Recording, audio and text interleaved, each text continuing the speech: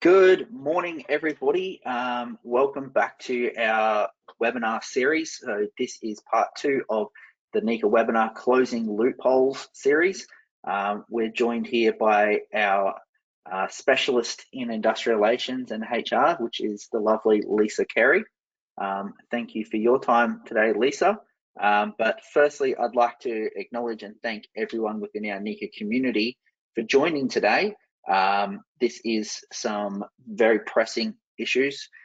It is quite intense information, so please bear with us as we try and go into as much detail, but create it as enough high level that we can stay within our time frame, because I respect you all donating your time today to come and learn this information.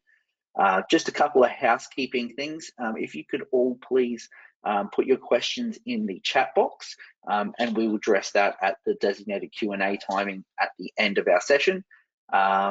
Lisa, I'll hand it over to you and we'll get straight into this. How does that sound? Great. Yeah, thanks everybody.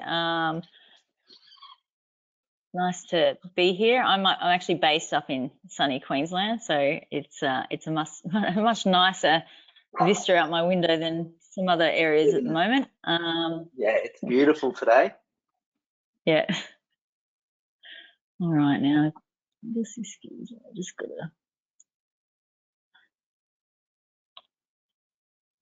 try and change my slides to need the first one to be done manually. All right. So yeah, good morning everyone. As Chris mentioned, my name's Lisa Carey. I'm the Senior Associate Practice Manager in Employment Law and Industrial Relations for NICA. Hope you had a lot of sleep. It is a dry session. There is a lot to go through. So many changes, as most of you are probably aware. It just seems like every time you turn around, there's a new requirement, a new obligation, a new provision, a new model term in an award that has dropped that you need to be aware with, you need to comply with, and that there are penalties if you don't. So what I'm going to try and do today is give some information on a lot of the changes, and like I said, there are a lot of those, so please, you may feel overwhelmed, like your head's spinning by the end, but we are here. If you have any questions either today or afterwards, like just give us a call, because we can give you specific information and guidance based on your circumstances and your business. So yeah, I started with NICA in October last year. It's been an interesting ride. It's been lovely getting to know a lot of you and the electrical and communications contracting industry and its employment nuances and challenges. Just would like to say that this presentation has been funded by the Australian Chamber of Commerce and Industry, who we do a lot of work with and who advocate for businesses such as yours and those in the electrical contracting industry. We work with them a lot around the advocacy and the consultation processes when there are new laws that come into effect. So we're grateful to be able to work with ACCI on this and be able to provide this training to our members today. So like I said, there is a lot to cover. So I will give a brief overview of the Closing Loopholes Bill, followed by a summary of the changes resulting from that bill, and then I'll let you know what NICA is doing to advocate for its members. Hopefully there'll be time for Q&A at the end. So first, an overview of the Closing Loopholes Bill. As many of you know, the Fair Work Legislation Amendment Closing Loopholes Bill 2023 was introduced to Parliament on September 4th last year.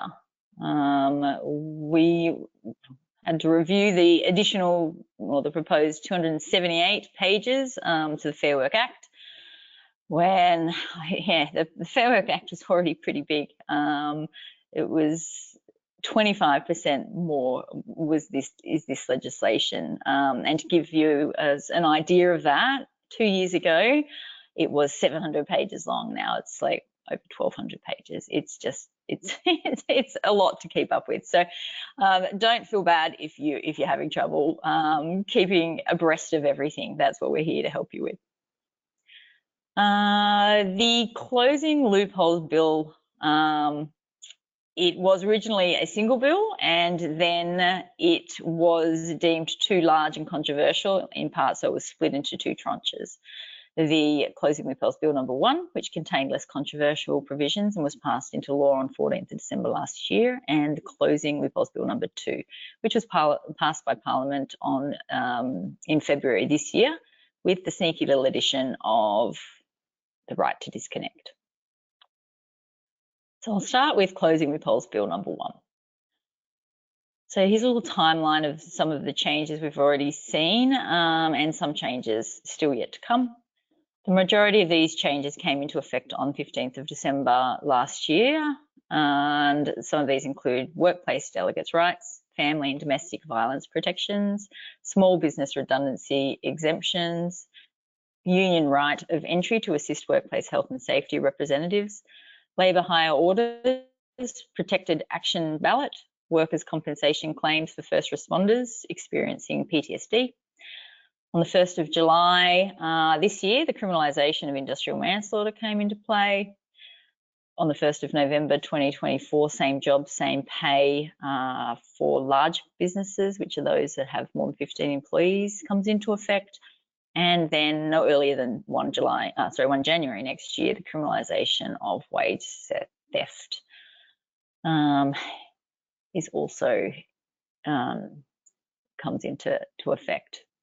So we'll start with workplace delegate rights. So workplace delegate rights have expanded, whereby a workplace delegate appointed or elected by a union to represent its members now has the right to represent union members in industrial disputes, reasonable communication with members in industrial dispute, about industrial matters, and has reasonable access to workplace facilities. Delegates employed by non-small businesses are further entitled to reasonable paid time during regular working hours for training.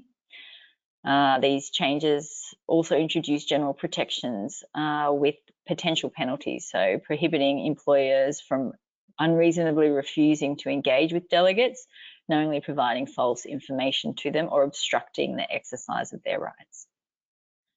From 1 July this year, all awards and enterprise agreements voted on after that date must contain the model term provided, which provides for the exercise of workplace delegates' rights.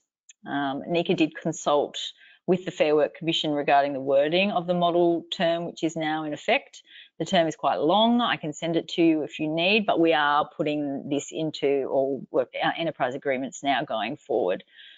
It just, I guess, solidifies that the right that is now in the legislation. So family and domestic violence protections.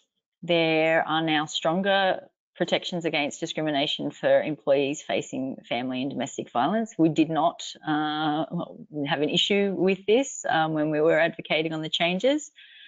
What it means is basically similar to sex, gender, pregnancy, race, etc. Family domestic violence is now a protected attribute under the Fair Work Act, and employers are unable to discriminate or take adverse action, such as dismissal, based on an employee's current or past experiences with family and domestic violence. This protection extends to potential future employees also. Further awards and enterprise agreements must not contain terms that discriminate against employees due to their experience with family or family and domestic violence. Not that I think any of your agreements would, but they can't. And what you can do is create or review any policies regarding discrimination and include this new attribute. You should then provide a version of the policy to staff and train if necessary, making sure you identify the new requirements. Redundancy exemption. So effective from 15th of December 2023, changes were introduced regarding redundancy pay for employees in the context of downsizing. Typically, small business employers are exempt from paying redundancy to redundant employees where the business has fewer than 15 employees. However, if a non-small business becomes a small business due to insolvency, such as bankruptcy or liquidation, the employer was previously exempt from paying redundancy to employees. The recent laws mean that non-small business employers that become small business employers in the circumstances of bankruptcy or liquidation may still be obligated to pay redundancy to affected employees where they are made redundant within 6 months of the bankruptcy or liquidation. The impact of this on businesses is that they must factor in redundancy costs for all employees if a business becomes a small business due to insolvency. And what to do is just make sure you're paying your people your redundancy pay in these circumstances. So what this often relates to is you'll have an organisation and they go through different iterations of redundancy within their organisation. And it's generally maybe the last people standing are often sort of finance, a few finance, HR, and maybe a couple of operational people. Under the previous legislation, they weren't entitled to redundancy pay, but now they are. So again, we didn't really have an issue with this change. Right of entry to assist workplace health and safety representatives. The laws are now such that from 15th of December, union officials can enter a premises to assist a health and safety representative without requiring a union right of entry permit. Excuse me. This means that there are no checks and balances on who can enter a work site without a permit for this reason. Consequently, businesses have limited recourse to influence their behaviour while on site. The amendments include requirements for officials entering premises in these circumstances to comply with reasonable directions from employers relating to WH&S, not intentionally hinder or obstruct any person or otherwise act in an improper manner, not misrepresent rights that the official may exercise as a health and safety rep's assistant, not use or disclose information or documents obtained as a health and safety rep's assistant for an unauthorised purpose.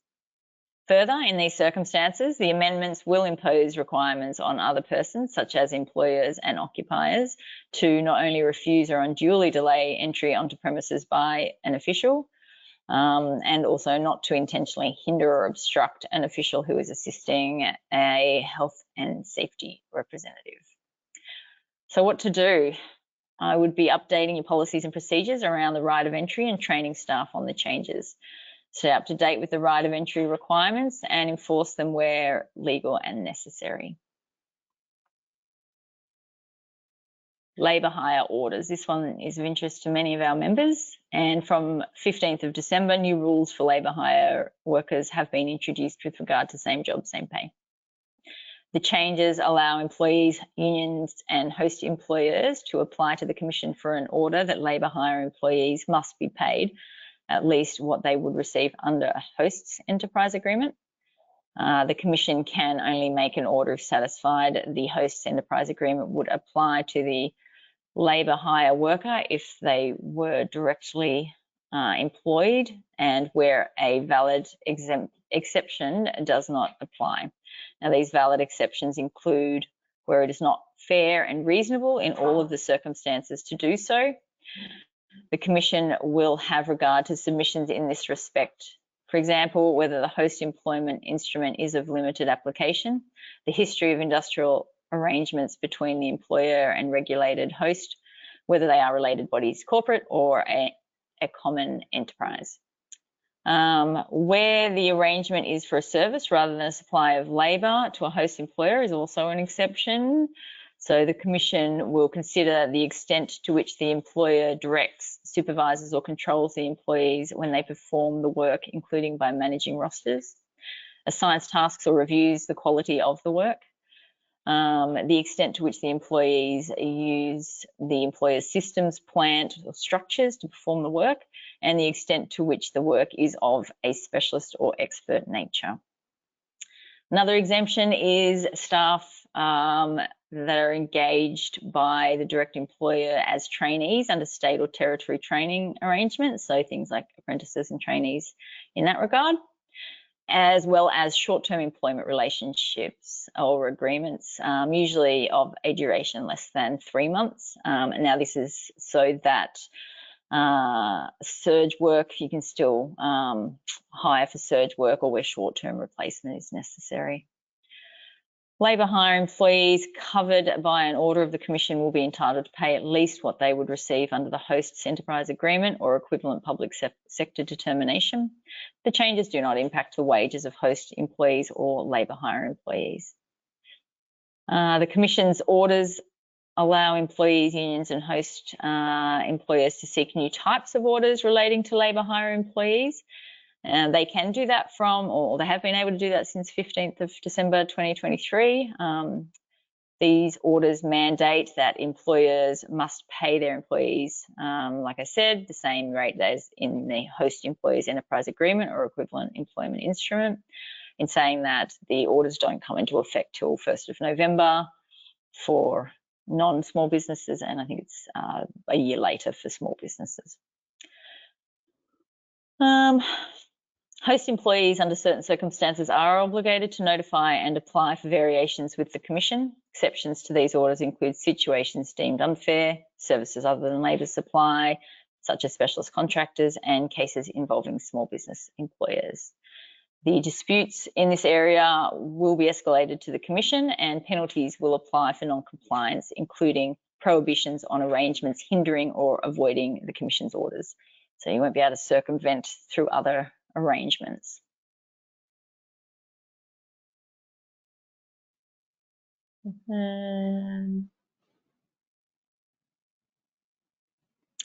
So what to do? We would be recommending that you start reviewing your need for labour hire going forward, particularly after 1 November. You may like to consider using fixed term contracts if your enterprise agreement allows for it for periods that are greater than 3 months.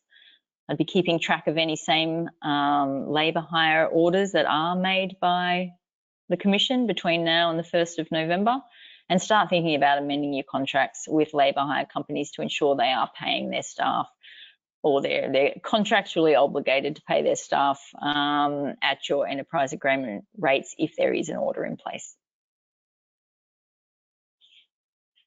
So protected action ballots. This deals with when we're doing enterprise bargaining. A protected action ballot is a secret vote by eligible employees on whether they want to take lawful industrial action for a proposed enterprise agreement. This usually happens when bargainings or the bargaining process is stalled, or you're at an impasse with certain terms and conditions when bargaining. And where the Fair Work Commission has made a protected action ballot order in relation to a proposed enterprise agreement, they are required to do so, directing all bargaining representatives for the proposed agreement to attend a mediation or conciliation conference, which they may want to hold at short notice. And by short notice, I mean sometimes we've had them where it's 2 hours notice and you have to attend. The impacts for this is that for industrial action to be protected, the employee bargaining rep who applied for the protected action ballot order and the employer must attend the mediation or conciliation conference. And what to do is to attempt to resolve all issues through the bargaining process if possible. I know sometimes that isn't possible. And if it's not, then you need to make yourself available for mediation or the conference. Now, in my experience, the Commission will generally make the order unless you can prove that the other parties are not genuinely bargaining. Now, there is a process around that, and there are specific requirements to being able to prove if somebody isn't genuinely bargaining. So if you have any issues around that, then you can give us a call and we can help you out. There are some other changes that came in on the 15th of December 2023, such as streamlining the Comcare workers' compensation claims process for certain first responders who sustain post-traumatic stress disorder, which I don't think will impact this group too much, so I won't talk about it further. And the functions of the Asbestos Safety and Eradication Agency, which was expanded to include silica, which may impact some of you that do work in that construction sector as well. If you need more information on that, I won't go into it today, but just give us a call. Industrial manslaughter. So Penalties, including incarceration in relation to industrial manslaughter, are currently, or were, I should say, before 1 July, dealt with at a state or territory level in either the relevant workplace health and safety legislation or the criminal code. In Queensland, it was in the it's actually in the legislation, so probably not a huge amount of change for Queensland, but from the 1st of July, the Commonwealth Work Health and Safety Act 2011 will be amended, or was amended, to introduce the criminal offence of industrial manslaughter, and significantly increased penalties have also been included for other offences. An industrial manslaughter offence for the Commonwealth Work Health and Safety jurisdiction provides for penalties of $18 million for a body corporate and 20 years imprisonment for an individual. So definitely something you need to be aware of. Under the Work Health and Safety Act, an officer will also be impacted, and a person who is an officer is somebody who makes or participates in making decisions that affect the whole or substantial part of the business or undertaking. There will also be significant increases to the Category 1 offence penalties, which is that level, I guess, 1 under industrial manslaughter, and they will be $15 million for a body corporate, $3 million for a person conducting a business or undertaking or an officer, and $1.5 million and or 15 years imprisonment for an individual who commits an offence. So again, these changes are significant, something to be mindful of, and what I'd be recommending you do is conducting an audit of your WH&S policies, procedures and SWIMs to ensure they are sufficient, and NECA can help you with that. We have a full safety team here that can help make sure that, that what your policies and procedures are saying is compliant. You can provide training to staff and officers on WH&S policies and procedures, and I'll also ensure that all officers within the organisation review those WH&S policies, procedures and SWIMs in their area, or at least where they're responsible for, to make sure that they know what they are, they're comfortable with what's in place, as ignorance is generally not a good defence. Okay, so the same job, same pay, as I mentioned before, the orders can be made from 15th of December last year, but they do not come into effect until November 2024 for the larger businesses. If there is a labour hire order in place, it is the obligation of the host employer to provide the labour hire employers with a copy of the new agreement. Host employers, under certain circumstances, as I mentioned, you might have to apply to variations or in relation to variations with the Commission, and they will be looking at the disputes.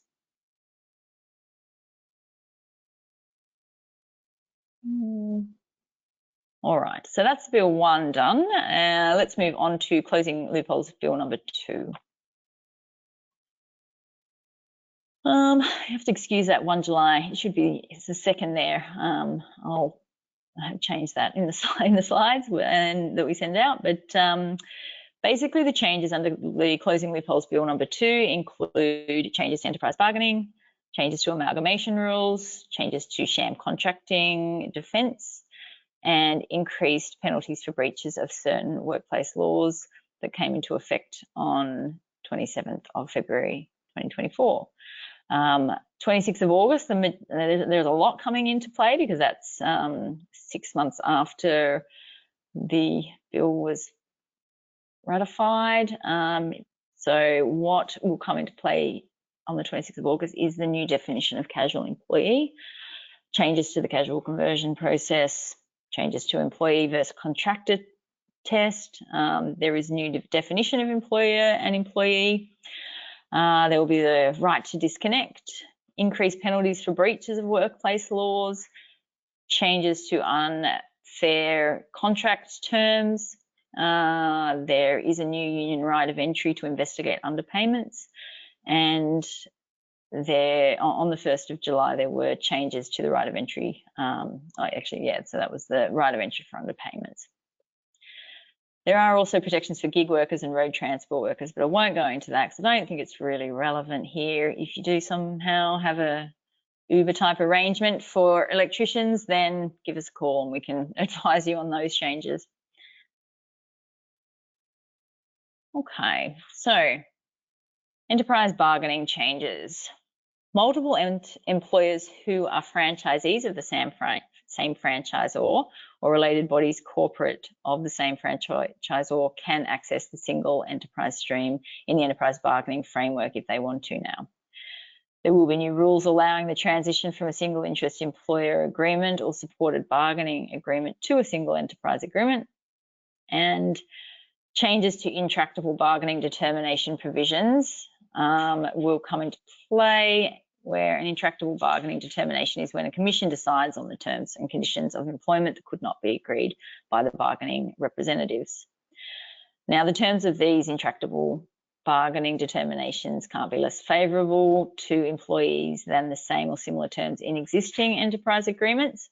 And there have been a couple of cases that have come out. One just came out last week on this and what actually constitutes agreed terms, which was very interesting. We have done a case note for it. It can be found on MKB, but if you want us to send you a copy of that, if you're in a bargaining situation where you don't think that you necessarily might agree on all the terms and it's looking like heading to a intractable bargaining determination, then yeah, we can give you some advice on that.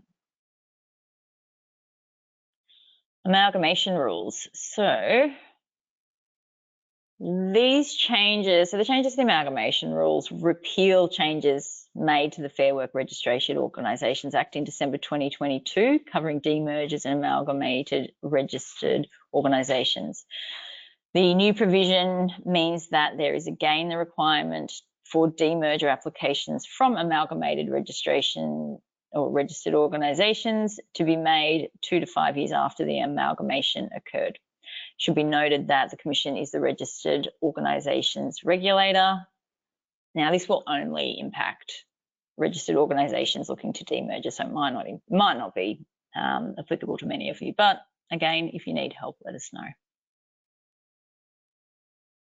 Sham contracting, always an interesting area, and we get a lot of requests for advice on this, and there are changes to the defence to sham contracting. Sham contracting is where you misrepresent employment as an independent contractor arrangement.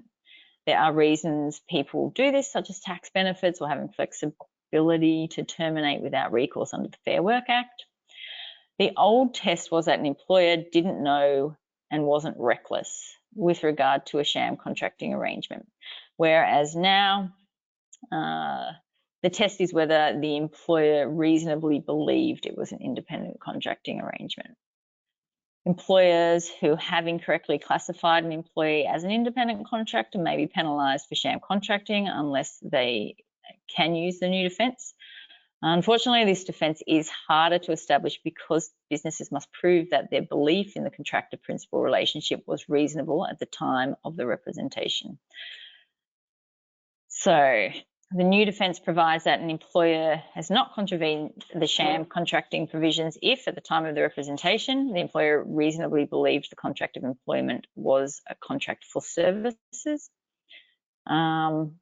In determining whether the employer's belief was reasonable, regard will be given to the size and the nature of the employer's enterprise and any other relevant matters. What you can do with regard to this is review current contracting arrangements and assess future agreements having regard to the differences between an employer and contractor arrangement. We can help you with what those factors are. If you need, just give us a call. We can give you a list of what will be considered under each classification. Okay, so there are also, from 27th of February this year, there were changes to the maximum civil penalties that can be imposed by a court for certain contraventions of the Fair Work Act. These increased fivefold from 60 penalty units to 300 penalty units for individuals and organisations. There will also be an increase in the maximum civil penalty a court can order for failing to comply with a compliance notice.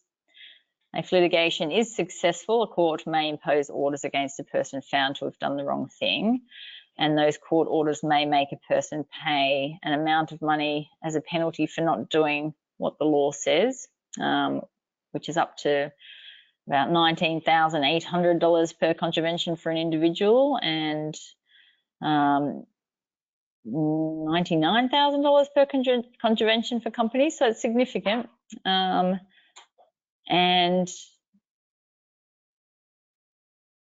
for a company, for serious contraventions, it's up to $198,000 per contravention for an individual and nearly $1 million for contravention for companies. So what does this mean in real terms?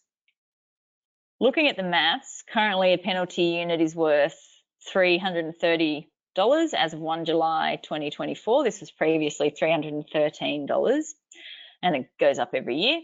That means that for certain contraventions, it will go from being nearly $20,000 to nearly $100,000, which is significant. In addition, there will be a new threshold introduced for what constitutes a serious contravention under Section 557A. The first criterion is the same, which is that the person knowingly contravened the provision. And for bodies corporate, this occurs when the body corporate expressly, tacitly, or impliedly authorises the contravention. However, as of 27th of February this year, the second criteria has been changed from the person's conduct constituting the contravention was part of a systemic pattern of conduct relating to one or more other persons to now the person was reckless as to whether the contravention would occur. Additionally, if one of those two, only one of those two options needs to be satisfied to meet the threshold. And the threshold for systemic pattern of conduct has been repealed, replaced with the threshold of recklessness under Section 557A2, being where A, the person is aware of the substantial risk that the contravention would occur, and B, that having regard to the circumstances known to the person, it is unjustifiable to take that risk. These changes are significant as they will alter the likelihood of liability for the higher maximum penalties for serious contraventions. So what is a serious contravention, you might ask? And a serious contravention happens when the court finds that the person or business knew they were contravening an obligation under the workplace laws, and the contravention was part of a systemic pattern of conduct affecting one or more person.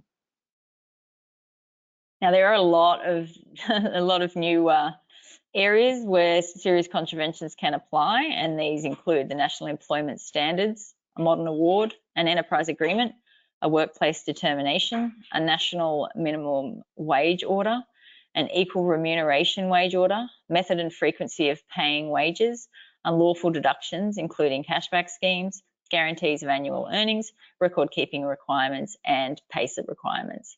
So, yeah, the increased penalties apply to all of these areas. Our National Employment Standards, that covers a whole host of different entitlements, same with the Modern Award and Enterprise Agreement. So we need to be careful to know what you're actually meant to be doing under these instruments and making sure that you're complying with them.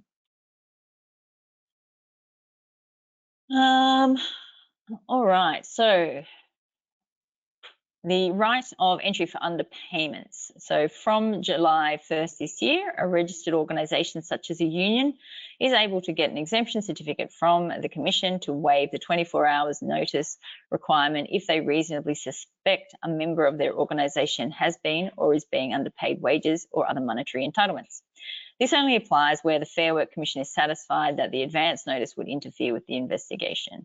So if they've got word that they're going to destroy, that an employer is going to destroy evidence, then they would grant it for that kind of reason. There will also be new powers for the Commission to impose conditions on entry permits and exemption certificates. And the impacts of this are that union officials can now enter your premises without notice. Further, employers will not be given the opportunity to make submissions to the Commission prior to them approving the exemption certificate, as you won't know that it's even happening until the union arrive at your doorstep. What to do is I'd be auditing your payroll. Make sure you are paying people what they are entitled to. Respond to employee or union queries regarding pay in a timely fashion. We can help audit your payroll if you like as well. But yeah, just making sure you know the changes, especially when there are changes to awards, obviously yearly allowances and wages. It's important to keep abreast of those. We do have a wage bulletin, a new wage bulletin that we can provide you if you need to know what changes happened from 1 July this year.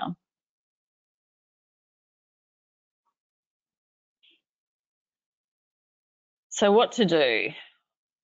When I'm advising members or clients of what to do, it always reminds me of this clip from Liar Liar. Fair warning, there is a swear word in it. So what to do?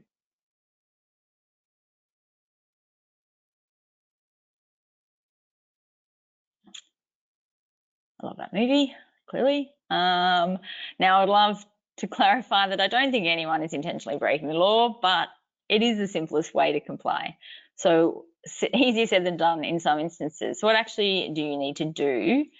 The first thing is to know the laws, understand the laws and put policies and procedures in place to ensure compliance, and then make sure your staff are trained on how to comply and what is expected of them. You also want to let them know what consequences there are if they fail to comply. And those consequences could be liability, like some of those penalties relate to individuals, also could be disciplinary action taken against them.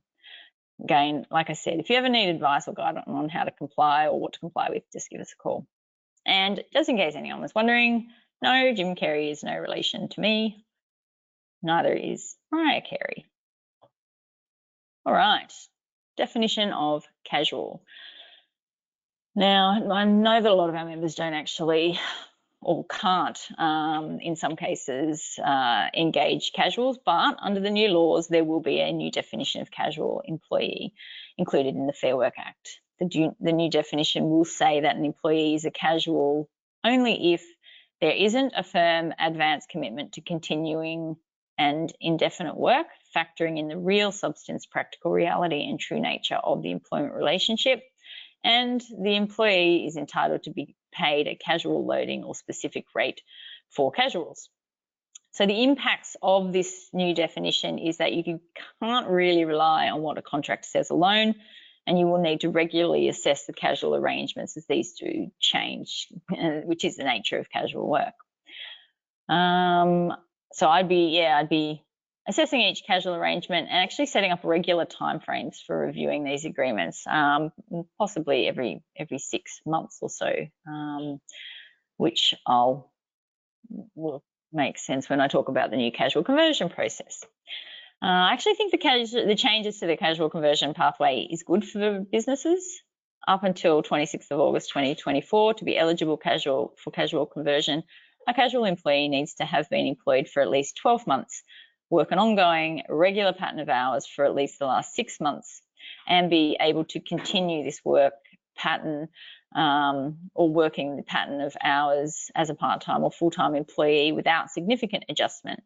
An employer is currently obligated within 21 days of the 1-year anniversary of the employee to either offer them conversion to permanent employment or advise that they are not being offered the option to convert and on what grounds. Under the new employee choice, casual conversion pathway is the casual conversion pathway. The onus is on the employee to request the change to their employment status after 6 months or 12 months for small businesses by notifying their employer that they believe that they no longer meet the above or meet the definition of a casual employee, and if the employer accepts the notification, the employee's employment status will change to permanent employment. Should be noted that under this new pathway, the employer may still refuse the employee's request on fair and reasonable grounds, including the employer believes the employee is correctly classified as a casual employee. There are fair and reasonable operational grounds for not accepting the notification, or a change of employment status would not comply with a recruitment or selection process required by federal or state or territory law. Now, if the employer does not accept the notification, they must advise the employee that they do not accept it and on which ground they don't accept it on. Disputes about casual conversion may also be dealt with by the Commission. So this is good. It will reduce the amount of administration that you guys have in making a lot of casual conversion offers that aren't accepted, because I mean, as a lot of people know, and the statistics show, casual employees are generally casual because they like the flexibility or they like the 25% loading.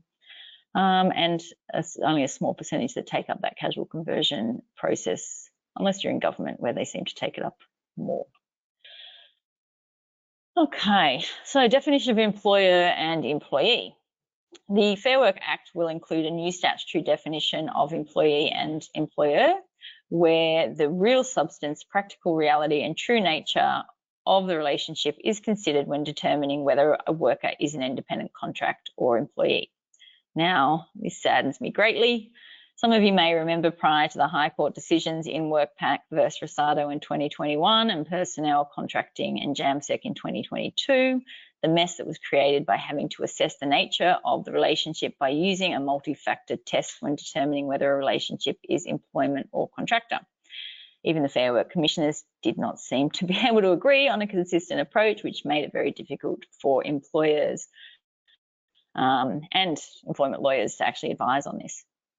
The High Court finally made a ruling that myself and many other employment lawyers thought was a sensible determination. This was that you go by what the contract says. If the contract says it's an independent contractor relationship, then that's what it is.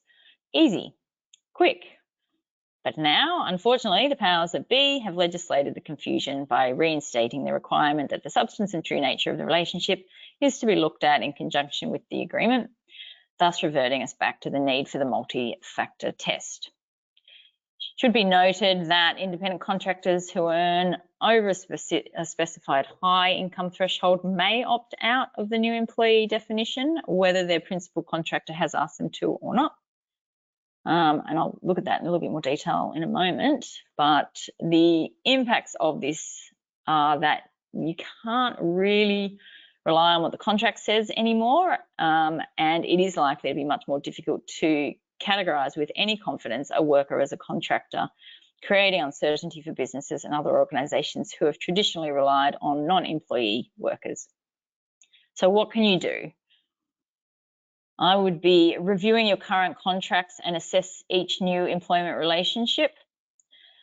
I'd be updating your recruitment and contracting policies. I'd be training relevant staff, such as managers, HR people, and those involved with hiring and drafting contracts on what the new definitions are.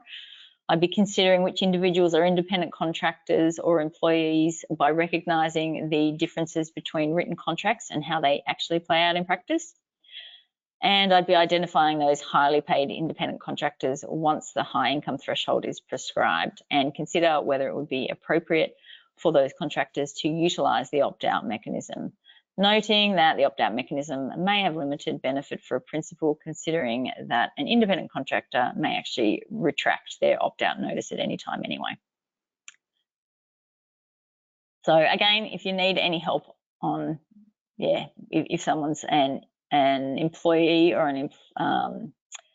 a contractor, then let us know and we can give you a list of factors that the Commission will generally take into consideration. Okay, right to disconnect. I'm sure everyone's heard about this one and in the media, and there's a lot of misnomers going around about it at the moment, but under the new laws, all employees will have a right to refuse to monitor, read or respond to contact from an employer outside their working hours unless that refusal is unreasonable. This right extends to contract from customers or clients as well. Now, I just want to make it very clear that this does not mean you can't send emails to employees after hours. God knows I would be in trouble if that were the case, but it just means that generally the employee may not have to read or respond to the email or communication until they're back in the office, unless it is not reasonable for the person not to respond. Attempts to resolve a dispute about an employee's right to disconnect must first be made at the workplace level between the employer and the employee. If unresolved, an application may be made by either the employer or the employee to the Fair Work Commission, who may make an order to prevent the employee from continuing to unreasonably refuse to monitor or respond to after-hours contact, or alternatively to stop the employer requiring a response to contact attempts. Any breach of such orders can result in a civil penalty being imposed. Now, there does appear to be some wiggle room on being able to request your employee monitor and respond to after-hours contact where that request is reasonable. When determining whether an employee's refusal to be contacted is unreasonable, the following factors must be considered. So the reason for the contact. Why are you calling? Why couldn't it wait? Were there financial or other implications for not calling? Was time of the essence? You may like to weigh up the consequences of not contacting the person and using that as part of your decision-making process. The form of contact and the level of disruption it causes the employee is also a consideration. So are you sending an email or a text? They may be less disruptive than a phone call or a Teams meeting, for example. When it occurs would also play into this, like did you send the email or did you call them 5 minutes after they left the office? Or are you calling them in the middle of dinner time with their kids or at 11 o'clock at night? Both are very different levels of disruption. The extent of the employee's compensation to perform work outside of their ordinary hours should also be considered. Are they paid overtime or penalty rates for any contact after hours? Do they get time in lieu? Has the compensation been expressly built into their salary or wage? Obviously, if there is some form of compensation or express provision in a contract or an award, then it may be unreasonable for that employee to refuse after hours contact. You'd also look at the nature of the employee's role and responsibilities. Is the person a senior manager? Do they deal with international clients or transactions? Are they needed to make decisions last minute? Are they paid handsomely to do all of this? Or is it just a lower level employee who may not be paid much and is being requested to do work after hours for nothing? Another thing to consider is the employee's personal circumstances, including family or caring responsibilities. Do they have a family? Do they need to pick up their kids from school, daycare, or sport after hours? And are they unable to do so if they're required to monitor their emails or respond to contact from an employer? Whether or not the relevant contact is required by law or was for the reason of emergency or a genuine welfare matter is also another consideration. So is there an emergency that they need to be contacted after hours? This will genuinely may be an exception to, or might be reasonable for them to respond to that in this situation as well. So how this will impact businesses, it will impact communication and operations within the business, and if found in breach of commission orders, can result in civil penalties being imposed. Further, now that it is an entitlement not to discriminate or take adverse action on an employee who reasonably refuses to monitor, read and respond to communication, to do so will possibly now enliven a general protections claim, which you do not want. So what to do? I'd be updating your policies, position descriptions, job adverts, contracts, etc. to consider this. If their wage does incorporate this, make sure it's explicitly in their contract that their salary satisfies this obligation. I'd be considering on-call, overtime or standby payments in compensation for connecting with staff after hours if that's applicable. Ensure you know the ordinary hours of work of employees and what they work. Now this can change if you have part-time employees, if you have casual employees, if you have employees working from home, that sort of, they kind of have a little bit of a, I guess a bit of a hybrid where they might be picking up kids or whatever. So the line on when their ordinary hours is a little bit greyed out. And I'm expecting there'll be a bit more guidance on this as so after 26th of August, once it comes into play, and the Fair Work Commission have the opportunity to make some decisions based on the disputes. They'll be seeing what issues come out of this, and I'll be sort of keeping you abreast of those once we know more. The other thing I'd be doing is I'd be training staff and managers on these laws. Like if they're contacting people and it's not reasonable to do so, yeah, that needs to stop, or understanding when it is reasonable. Now, we have been in consultation with the Fair Work Commission on what the model term looks like. That will take effect on the 26th of August. I went to a hearing a couple of weeks ago with the full bench of the Fair Work Commission, and we advocated there that the term is restricted to only what the statutory provision allows for, and that there aren't any additional requirements or obligations placed on an employer in relation to this right. The draft term was released by the Fair Work Commission, and we are glad to say that the Commission has drafted the term in this way. I think they're also not really sure how one size fits all for each industry is going to apply without first understanding the implications. And given this was kind of a last minute entry into the legislation, there hasn't been much consultation done on it. So the Fair Work Commission have been tasked with providing a guidance document on this. Again, I think they're going to wait until after the law comes into effect on 26th of August and to see how it actually works in practice before they provide that guidance. But we'll keep you up to date when we get that. We're also in the process of preparing a training video on this topic, which will go into it in a little bit more detail. I will do this once the final term has been, well, once the model term has been finalised, but we can also provide training to your management teams and supervisors if that's something that you're interested in, but I'll keep you up to date on that.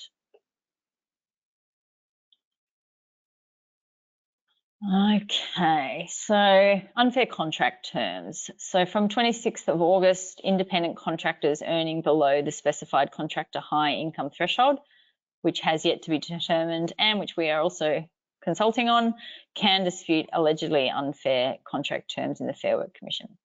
The Independent Contractors Act 2006 will continue to apply in respect of independent contractors paid above the new contractor high income threshold to challenge their contract terms, though that jurisdiction has rarely been used. The impact is that the Fair Work Commission is a more cost-effective applicant-friendly jurisdiction than the courts, so this may result in increased disputes being filed. So what to do? Review your contract terms in your templates, in your contracts, ensure the terms are fair, and we can help you with that if you like.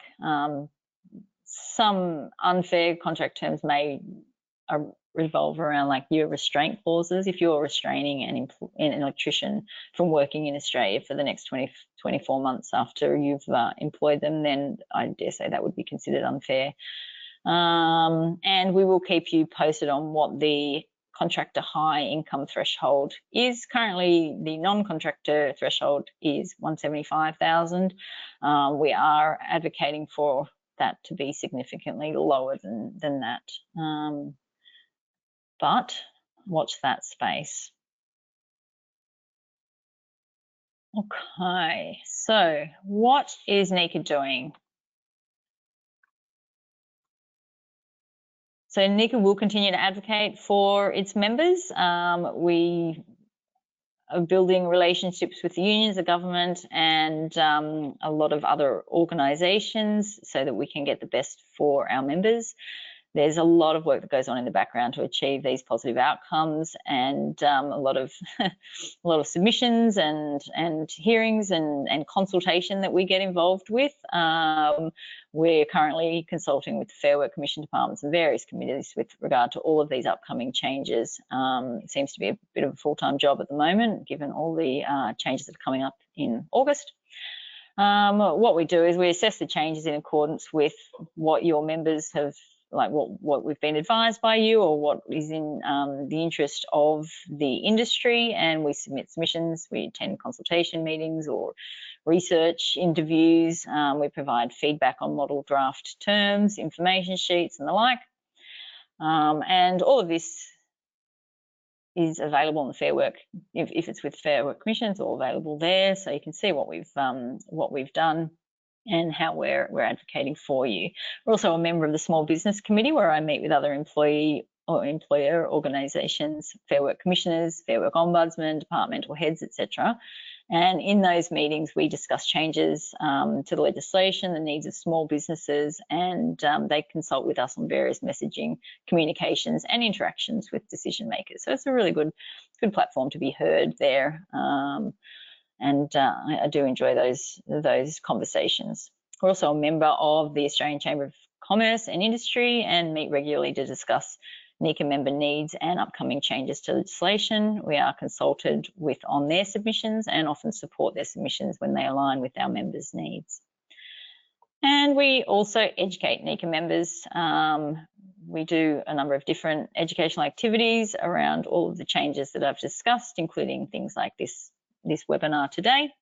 But let me know if you have any specific training requirements that you need or would like, because if we don't have something already in place, we may be able to create something, because there's probably other members that are looking for the same training. Okay. So I will now open up the floor to you for any questions that you have. If I can't answer anything, or if you don't want to do it today, there was a lot of information here, and I apologise for that. It's trying to give you an overview of everything that's happened is always going to be a challenge in an hour. I could talk on this for 3 days, but if you have any questions, obviously you can ask us outside of this as well. You can contact member services, and we can respond directly to you. So, Chris.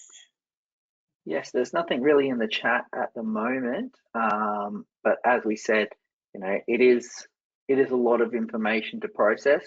So, and sometimes those questions are best answered by just contacting Lisa directly through the 1300 number.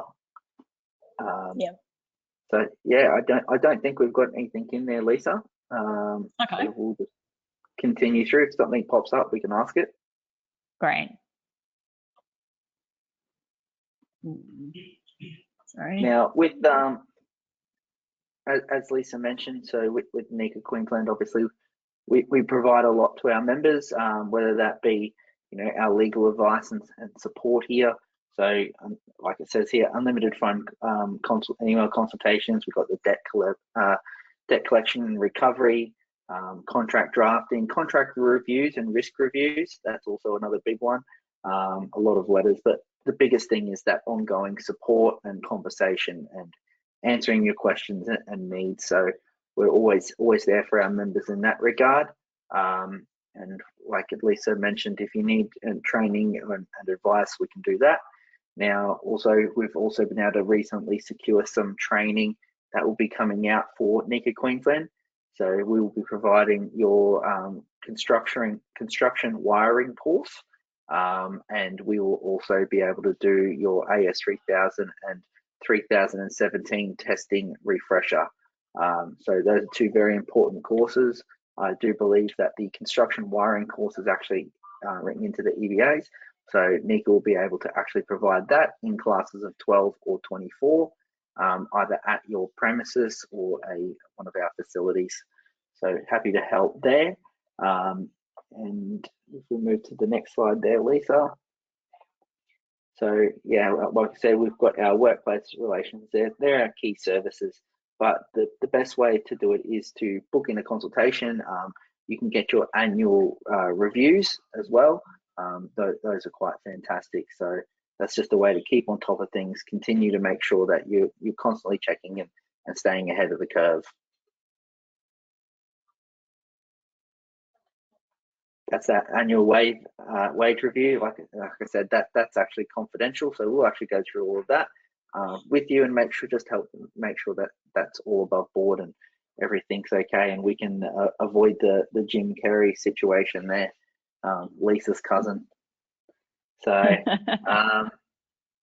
yeah, like I said, anything, that's the number there. So 1300 361 099. That pretty much concludes our webinar. I'd just like to thank everyone for their time. It is a lot of information. It's a lot to process. So that's what we're here for. We'll continue to do that. If you want more information, if you want a webinar or information or training sessions on any other particular topic, please feel free to reach out to myself or Lisa and the team, and we will endeavour to meet that requirement. So thanks for joining us today, and I hope you all enjoy the rest of your day. It's probably lunchtime for most of you, so have a great day, and we'll see you next time. Thank you. See you guys.